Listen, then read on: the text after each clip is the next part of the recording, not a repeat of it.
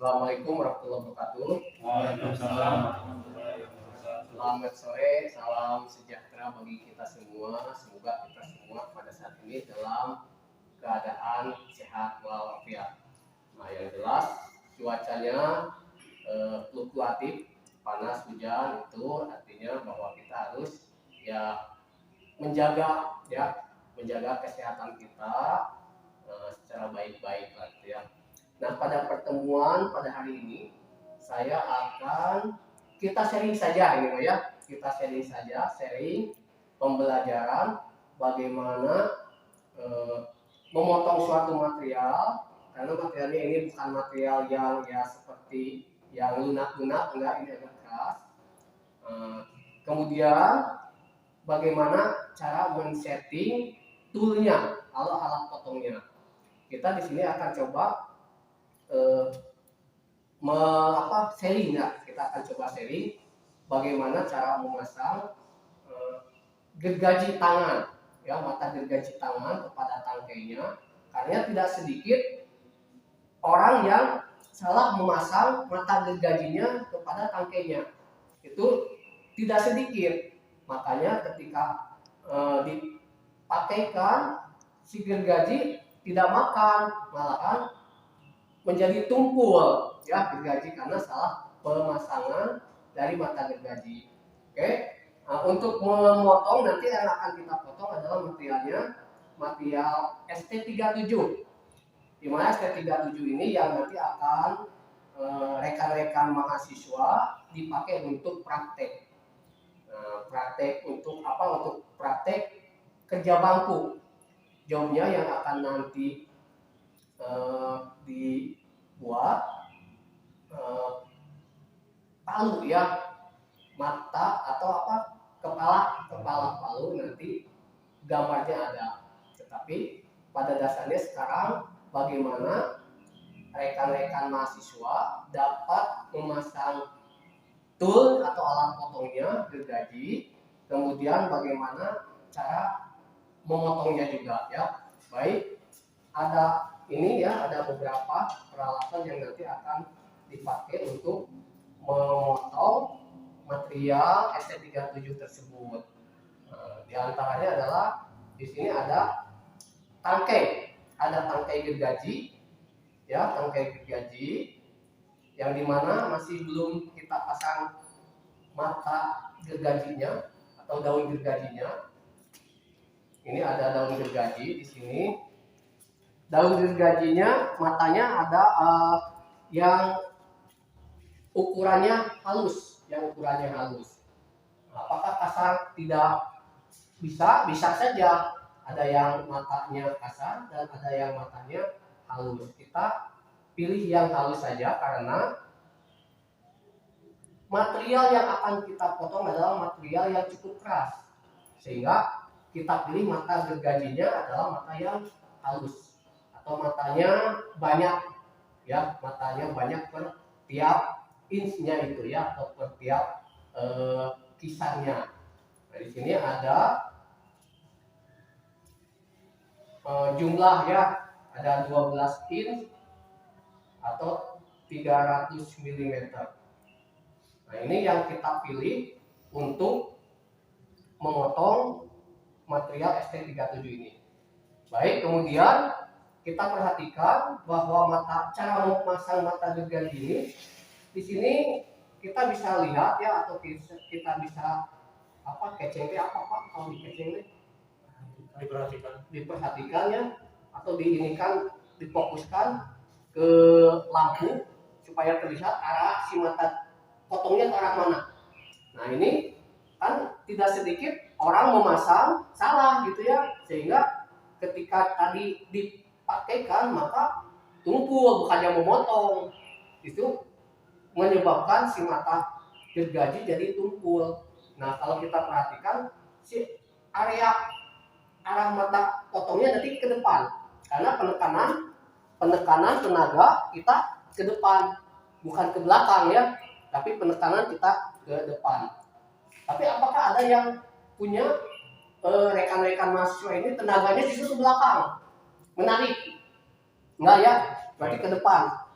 berarti mendorong dengan nanti ada bagaimana dibantu dengan gerakan dan berat tubuh kita.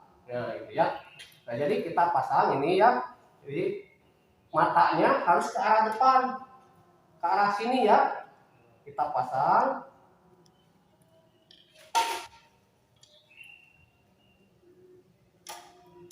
Oke, kemudian kita kencangkan ya. Kita kencangkan.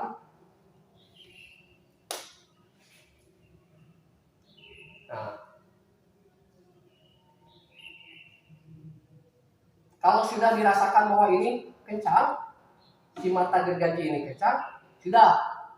Jangan coba-coba untuk mengencangkan si mata si dratnya ini, si penguncinya menggunakan tang, ya. Tapi kita usahakan memaksimalkan terlebih dahulu, mengefektifkan terlebih dahulu dengan tenaga kita. Kecuali kalau sudah dikeraskan oleh tenaga kita ternyata ini masih belum kencang, maka bolehlah kita menggunakan alat bantu lain. Ya, tetapi alangkah baiknya mengencangkan si mata gergaji ini, si daun gergaji dengan si baterai si tangkainya tidak menggunakan alat yang lain, karena kalau sudah menggunakan alat yang lain kita paksakan otomatis akan terus meminta dengan alat yang lainnya. Misalkan kalau sudah menggunakan pakai tang, otomatis tenaga kita kan terbatas ya Pak, sehingga pasti harus menggunakan alat bantu lagi. Nah, makanya diusahakan kalau mengencangkan si gergaji ini, si tangkai gergaji dengan matanya, kita semampu kita menggunakan tangan kita saja, ya. Nah, kalau tangan kita nih udah cukup bagus gitu ya, Tapi tadi catatannya kalau dengan tangan ini belum kencang, maka bisa menggunakan alat bantu lain. Tapi sebetulnya itu tidak bagus, tidak baik sebetulnya, karena otomatis ukuran standar dari pengencangan dengan tangan akan berubah. Berarti harus dengan alat, kan gitu ya. Kalau sudah dengan alat ya sudah, artinya posisi dari standar kekencangan akan berubah. Nah itu ya. Selanjutnya mungkin kalau terus menerus seperti begitu, ujung-ujungnya apa? Rusak. Ya, ujung-ujungnya rusak. Kalau saya menggunakan ini, saya paksakan terus menggunakan tang, saya yakin si cantelan daripada si mata gergaji ini kemungkinan bisa patah juga, Nah, sehingga diusahakan sebaiknya tidak menggunakan alat bantu lain, ya sebaiknya itu anjurannya, kecuali keterpaksaan ya. Kalau sudah memang ini mah nggak bisa harus pakai alat, ya sudah, apa boleh buat daripada tidak terpakai sama sekali. Nah, ya. Nah, jadi sudah kita pasang ini ya, kemudian si mata potong ini mengarah ke arah depan berarti ya, arah depan kita nanti. Nah, karena nanti posisi pemotongan akan ke depan, ya. Oke. Ada yang ditanyakan terlebih dahulu cara memasang ini daun gergaji? Nah gitu ya caranya. Boleh lihat dulu Pak? Boleh, silakan. Cek ke depan jadi arah matanya. Ya, lihat. Nah, jangan ke belakang. Kalau ke belakang, nah coba digitu. Kalau ke depan, kalau ke sana, iya. Ya, gitu ya. Jadi mana? Ya itu. Jadi tadi tidak sedikit orang yang memasang saja salah, sehingga dampaknya ya nanti kan bisa saja mengajarkan ke yang lain lagi, salah ya sudah, karena dasarnya salah, salah. Ya. Kemudian material yang akan kita potong, material ST37 ya. Nah, kita ada alat bantunya kapur, kemudian ada alat ukurnya. Apa namanya ini? Yang kasorong atau vernier kaliper ya. Nah, di gambar nanti akan diperlihatkan ukurannya adalah 100 mm. Panjangnya 100 mm ya. 100 mm. Kita kasih untuk pemotongan itu 3 mili saja. Kalau nanti dikasih lebih besar 5 mili, 10 mili berat nanti buangnya. Kita kasih 3 mili saja ya. Berarti 103 ya. Kita ukur 103 pakai, karena ini ukurannya belum presisi, masih kasar. Jadi kita bisa menggunakan ya penggaris lah gitu ya. Masih kita bisa gunakan penggaris. Oke, kita ukurkan. Nah, menggunakan kapur ya, gunakan kapur.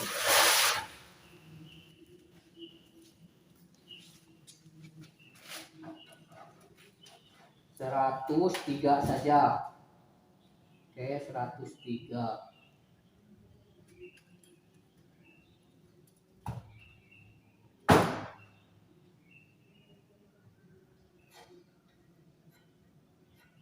Oke, kalau sudah 103 kita ukur, kita sikukan jadi ya, yang ini tinggal sikukan saja. Tinggal menyikukan. Oke, ini juga sama, tinggal sikukan saja. Oke. Ini juga sama, tinggal sikukan saja. Nah, jadi ini sudah ada tandanya ya, sudah ada tandanya. Kalau sudah ada tandanya, nah kita jepit. Jepitnya ini apa nama alat jepitnya? Ragum. Oke, ragum lah ya. Oh, catok ya. Nah, oke, kita jepit. Oke, kita jepit. Nah, setelah kita jepit, nah, kita dikasih tanda dulu. Ini udah 103 ya, 103 mm. Ini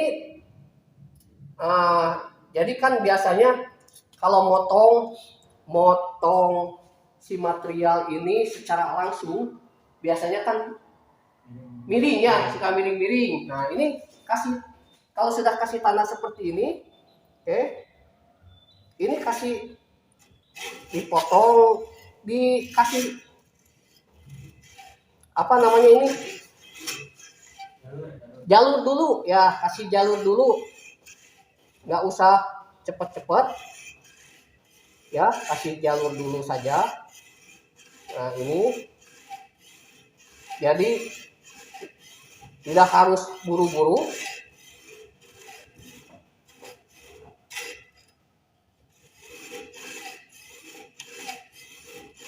Ini untuk jalur saja ya, biar nanti si mata gergaji ini, nah ini sudah kita kasih jalur, kemudian kita balikan ini ya, kita balikan atau kita kasih jalur lagi permukaan yang lainnya, terus sampai keempat ya, ini kan sampai posisi 4, kasih ikuti saja ini. Jadi kalau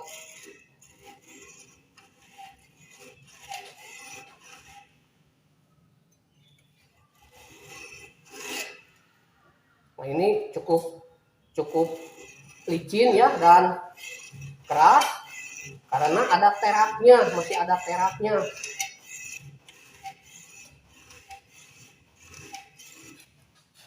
Oke.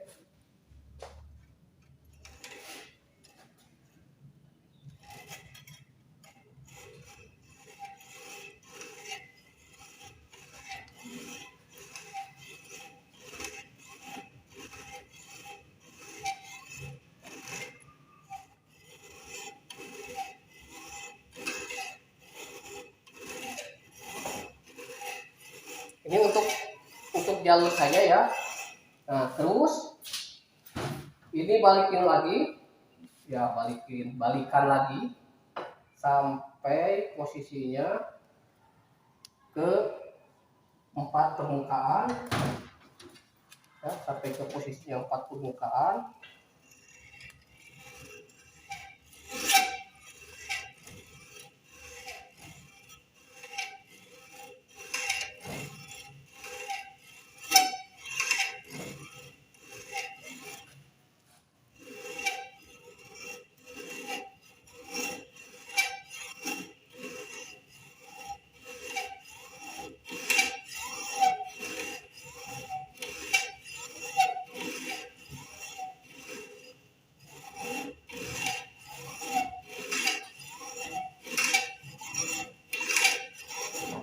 Oke, ya sudah, kita balikan lagi. Ini posisi permukaan terakhir.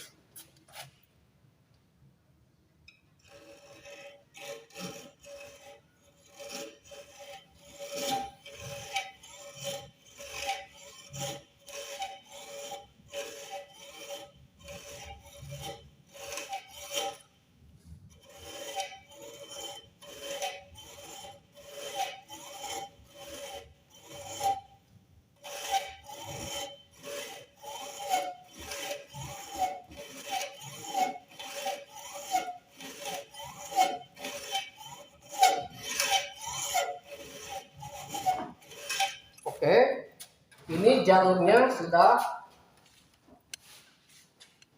terbentuk ya.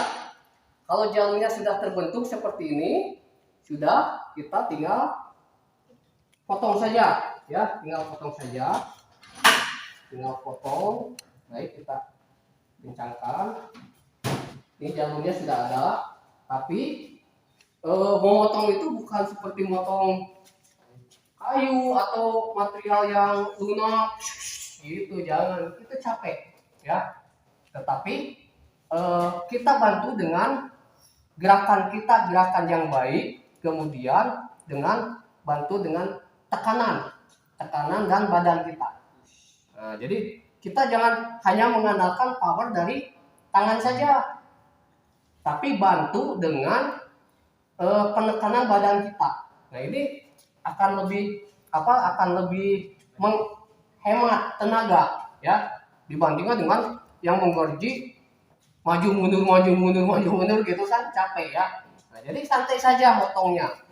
Nah, ini ya, kalau sudah seperti begini, kita bisa memotong ke bagian bawah dulu, ke bagian bawah ya, karena jalurnya sudah ada.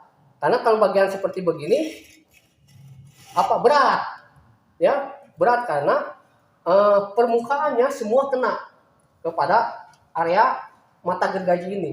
Tapi kalau gini kan dimiringkan ya, karena tadi sudah ada jalur, jadi tinggal kita gesekan ya seperti begini. Nah, tapi hati-hati juga, ini kan lebihnya hanya 3 mili saja, jadi harus hati-hati melihat jalur tadi ya, ciri tadi, karena kalau tidak pasti akan ada penyimpangan, menceng yang nantinya potongnya bakal miring.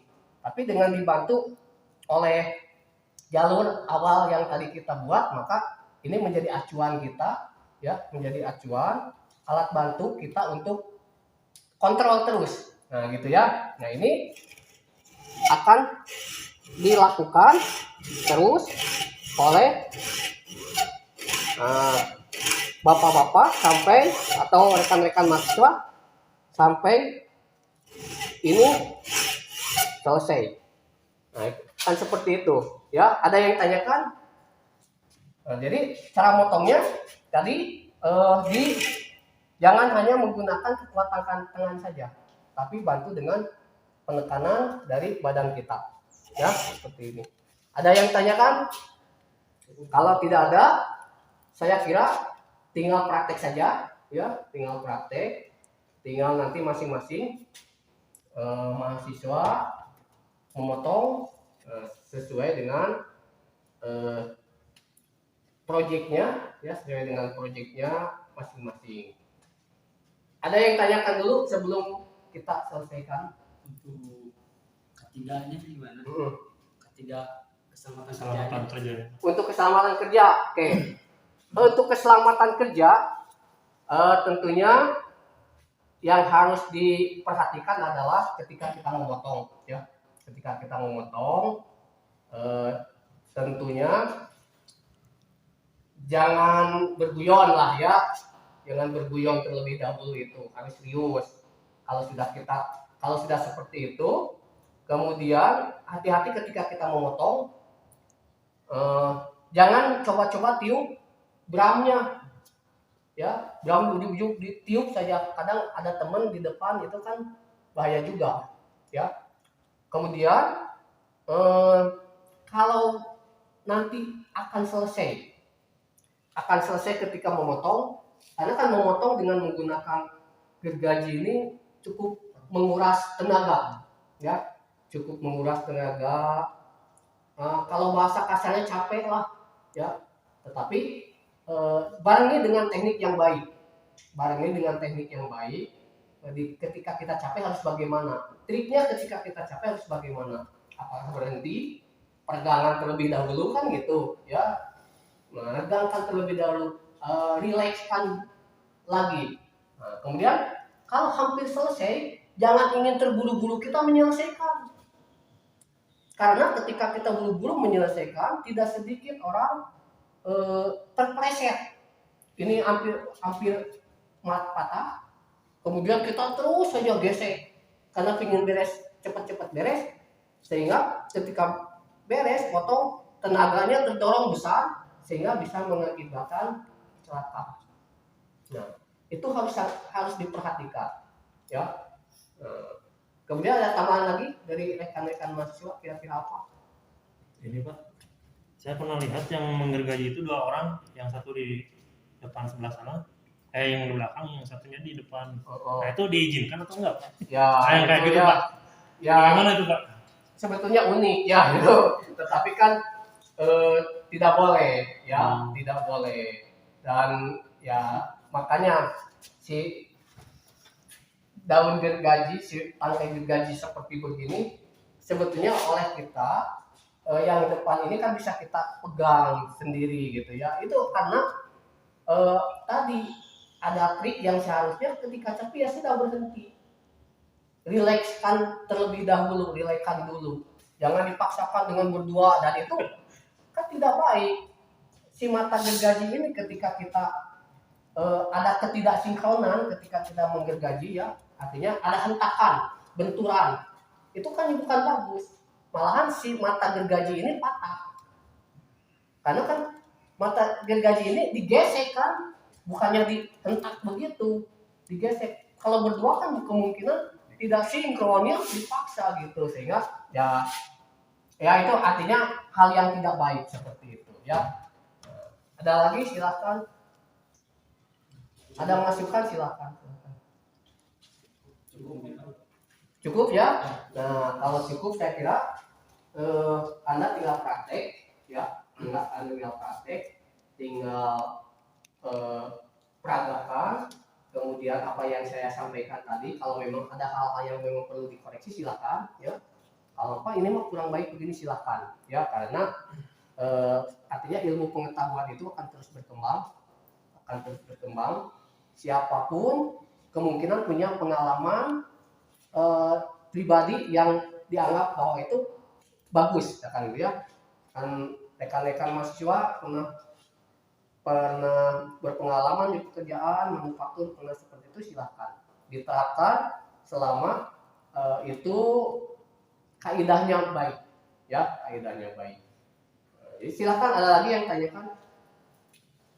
Kalau tidak ada, saya kira akan saya cukupkan terlebih dahulu. Silahkan nanti Anda praktek, tapi saya di pertemuan ini akan saya tutup dulu, ya.